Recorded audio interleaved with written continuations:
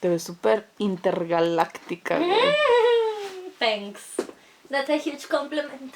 Don't freak out, son brillos. Karen dice que parece que estoy llorando, pero en realidad es un delineador de brillos aquí. Vengo del futuro. Hola, bienvenidos a mi canal Las Palabras de Fa en YouTube. Yo soy Fa y hoy vamos a hablar de American Sniper o francotirador de Chris Kyle con Jim DeFelice y Scott McEwen. Oh god, no esperaba que fuera tan difícil. Si no han escuchado de este libro, es la historia de Chris Kyle, contada por él mismo. Le dicen el francotirador más letal en toda la historia de Estados Unidos porque es el francotirador que se le atribuyen más muertes en el presente, por lo menos cuando él publica esto en el 2012, que creo que hasta ahora sigue siendo él. Y del pasado se le atribuyen a cerca de 160 muertes. Él mismo dice aquí en el libro, ¿no? Que a veces son más, a veces son menos, pero es alrededor de 160. Esta también es la misma historia que ahorita está ya en cines a partir de mañana viernes. Es esa misma historia en la que Bradley Cooper está nominado al Oscar con este papel. En este libro, Chris cuenta un poco de su vida, de cuando él estaba como en la prepa y cosas así. Pero sí se enfoca mucho en contar todo el lado del SEAL, porque él es un Navy SEAL. Quiere decir Sea, Air and Land, o sea, mar, aire y tierra, porque son como una división del ejército, digamos. Pues se dedican a ser como bien fregones. Y de hecho los SEALs tienen toda esta fama de que su entrenamiento es la cosa más horrible del mundo. Y que la gente vomita y se rinde y cosas de esas. Entonces él también habla un poco de lo que es ese entrenamiento, lo que él fue, te lo explica cómo es, como no puedes entrar directo a ser un SEAL, sino que tienes que entrenar previo y después, o sea, para lograr algo y después aplicas para ser SEAL y aparte ahí tienes que aprobar eso. Te entrenan para tierra, te entrenan para mar y creo que para aire es como opcional. Él habla de eso, de su entrenamiento, les digo un poquito de su vida personal, cómo conoce a su esposa y todas esas cosas. Pero cuenta esas 4 misiones que tuvo en Irak. A él le tocó ir a Irak después de que fue el ataque a las Torres Gemelas en el 2001. Entonces está algo heavy. Sí, es una lectura un poco intensa. No a la hora de leerlo, o sea, la lectura es muy sencilla, por lo mismo que él pues no está muy entrenado para escribir así como que ¡tarán! Y él mismo te lo dice, o sea, él nada más te está contando su historia. Y yo lo leí en español, me imagino que incluso en inglés se siente mucho más local, digamos. Como si alguien te estuviera platicando muy tranquilamente. Sí, lo fue esto y esto y esto. Lo único que sí, de repente te saca de onda son los términos, ¿no? Pero te los va explicando, eso me encanta. Yo dije, ay, si no me los explica me voy a volver loca. Pero no, el hombre te los va explicando, te pone ya sea entre paréntesis, te dice esto significa esto, o incluso hay una parte donde él te pone así como, te explica arma por arma de las que él cargaba y cosas. Es muy interesante, es una lectura súper interesante, la verdad. Realmente sí es la historia muy detallada de lo que fue para él entrenar para ser SEAL, ya ser un SEAL, ir a Irak, o sea, sus 4 misiones, e incluso el regresar a casa, el estar en casa. Eso es lo que está muy, muy, muy pesado. Yo creo que fue lo que más me impresionaba, ¿no? Que él trata de explicarte cómo siente él como su deber de estar en la guerra. Está toda esta onda de que los soldados y la gente en el ejército, o sea, toda esa raza que alguna vez va a la guerra, vuelve y dicen que o la odia y detesta la humanidad o la extraña.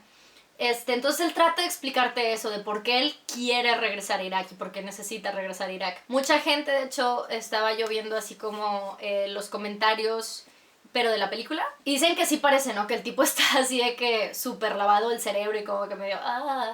Pero a mí no me pareció tan así. En el libro no me pareció que el hombre estuviera así de que con el Coco Wash, ni para mí, ni intentando lavarte el cerebro a ti, que entiendas y que la nación y que Estados Unidos y bla, bla. Yo no lo sentí así, yo simplemente pienso que es el hombre ya sea desahogándose o simplemente aclarando cómo es que pasó. Incluso él lo dice, ¿no? Que es muy fácil que una historia la cuente quien sea y que él cree que, bueno, cuando lo escribe él dice, yo creo que el contar, si alguien cuenta esta historia, va a haber muchas personas que no van a mencionar, que realmente tienen mucho que ver, ¿no? Si alguien intenta contar mi historia, entonces mejor yo la cuento. Sí leo non-fiction, o sea, leo cosas que no son ficción, pero esto lo estaba leyendo y de repente se me olvidaba que no era ficción y que realmente este es un hombre que pisó Irak y mató 160 personas. Hay mucho también como ruido alrededor de eso. La gente lo lee o ve la película y se va como por el lado de que no, el hombre es un héroe nacional o no, el hombre es un asesino. Entonces está súper partido. Más bien es la gente que ve la película que toma una de estas dos posturas, pero yo que leí el libro y que estoy viendo cómo él piensa, no me convence en todo, pero en muchas cosas sí puedo entender por qué lo ve así. Es muy interesante cuando él empieza a tocar puntos, a veces empiezan los párrafos así directamente de... Me pregunta si me arrepiento de alguna de las muertes, ¿no?, que he tenido en mis manos. O sea, empieza directo con preguntas que le hacen las personas. Cuando empieza a hablar de ese tema, de que si se arrepiente de las muertes, es un pedazo súper interesante. Bueno, a mí me pareció súper interesante cómo él lo ve, y tal vez yo no lo vería así, como es que él lo ve, pero sí entiendo que lo puede ver alguien así. Son muy polarizadas las posturas que están tomando a partir de la película, pero yo, o sea, les digo que lo leí, que vi un poco de todo eso, de cómo él lo está pintando, a pesar de que el libro sí fue, o sea, tuvo ayuda de estas otras dos personas y pasó por manos del ejército y demás para ver qué es lo que podía poner y qué no, y dicen, bueno, él mismo dice al principio que todo le permitieron poner, o sea, que no hubo nada que le quitaran. Yo estoy consciente de eso, que es él que a lo mejor lo está contando de cierta manera o expresándolo de cierta manera, pero es comprensible, digamos, por así decirlo, para mí. No es como que no estoy así, que es un asesino, ni tampoco para mí es un héroe. Simplemente es alguien que estaba cumpliendo su trabajo.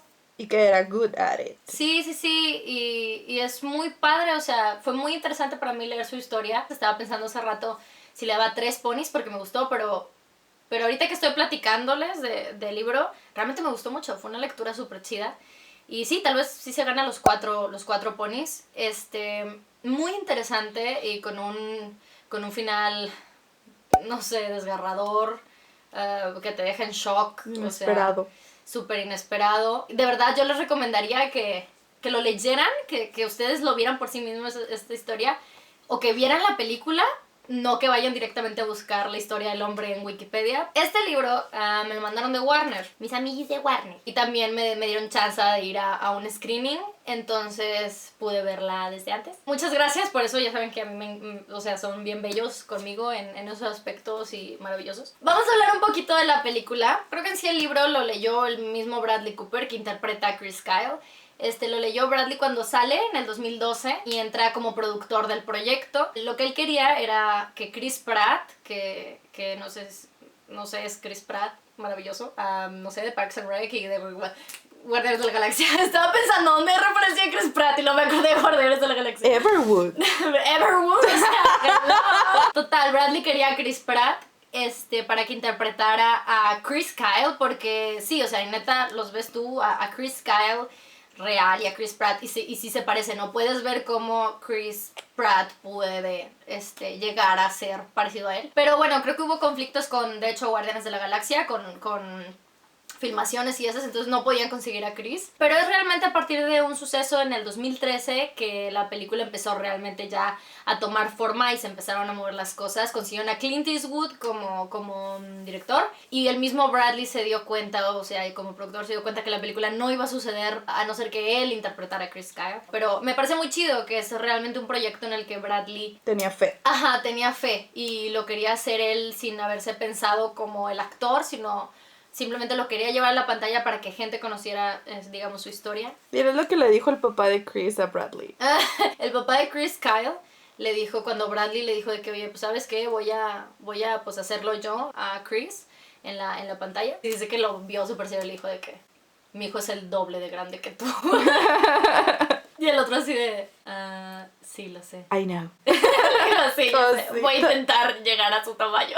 En sí la historia que vemos en la película tiene, digamos, cuchara de la esposa de Chris. Entonces también, o sea, no es tremendamente súper ultra fiel al libro, pero es prácticamente lo mismo. Hay algunas cosas que cambian, como digamos el orden del entrenamiento. En el libro te cuenta Chris cada pedazo del entrenamiento y cuál es la diferencia entre este entrenamiento con este otro y cosas así, que es muy interesante de leer y muy chido, la verdad. Y en la película haz de cuenta que te ponen una secuencia de todos estos entrenamientos juntos y tú piensas que ese es el entrenamiento para ser SEAL, digamos, ese tipo de cosas, o detallitos como que en la película ponen a Chris como si él en un principio de todas sus misiones, él fue de francotirador y en la realidad el hombre fue su primera misión y es a partir de que regresa de esa que va a la escuela de francotiradores, de los SEALs. Son detallitos así pequeños. Solo hubo un gran detalle para mí que no me gustó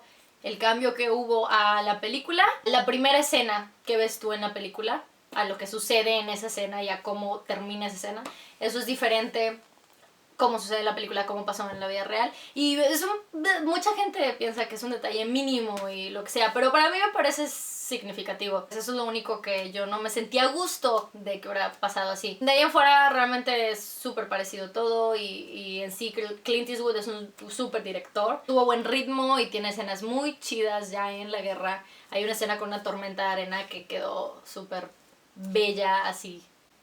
Realmente eso es lo que les puedo contar. Es una lectura tal vez diferente a lo que yo estoy acostumbrada y a lo que tal vez ustedes están acostumbrados, pero es muy interesante. Es de esas historias que dices tú, ¿cómo no sabía de esto? Porque nunca había escuchado de Chris Kyle, el francotirador más letal en la historia de Estados Unidos. O sea, a quien se le atribuyen más muertes que cualquier otra persona en la historia del ejército de Estados Unidos. Les recomiendo mucho este libro, la verdad, Francotirador, de Chris Kyle, con estas otras dos personas. Si ya leyeron Francotirador, díganme qué piensan de la historia de Chris, qué les pareció el libro. Si ya fueron a ver la película, también díganme qué tal. No sé si Bradley vaya a ganar el Oscar, yo pienso que no, por el hecho de que Eddie está nominado por su interpretación de Stephen Hawking. Por su interpretación de Jupiter Ascending. Y bueno, ya saben que ustedes me ven en el siguiente video y yo los veo en los comentarios. Bye. Ayú.